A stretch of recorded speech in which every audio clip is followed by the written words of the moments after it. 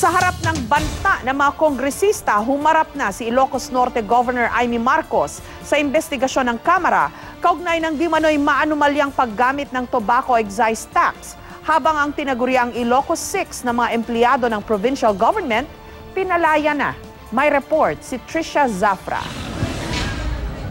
Kasama ni Ilocos Norte Governor Imee Marcos ang nanay na si Ilocos Norte Representative Imelda Marcos, mga anak na sina Borgie at Ilocos Norte Board Member Matthew Manotoc at dating Senate President Juan Ponce Enrile na tumayong abogado niya. Sa pagdating sa Kamara, tinanong ni Majority Floor Leader Rodolfo Fariñas ang gobernadora sino ang kanyang source nang sabihing may inilaan umanong 100 million pesos ang mga dilawan para sa mga kongresista para matiyak na makukulong siya. The last time, ma'am, I asked you, because I will move to cite you in contempt, ma'am.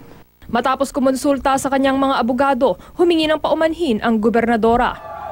Bago nito, bahagyang nagkaroon ng tensyon sa pagitan ng dalawang grupo ng mga relihista sa labas ng batasan. Nagtipon-tipon ang isang grupo ng mga magsasaka para kundinahin ang korupsyon ng pondo na nakalaan dapat sa mga magsasaka. Nais din nilang panagutin si Marcos dahil sa pagbili ng mga motor vehicles gamit ang pondo mula sa tobacco excise tax. Pero dumating din ang mga taga-suporta ni Marcos na may permit daw para magsagawa ng programa doon. Naging maagap naman ang mga pulis, agad na inawat ang nagbabalyahang mga relihista at pinakiusapan ang mga magsasaka na lumipat na lang ng pwesto. Trisha Zafra, GMA News.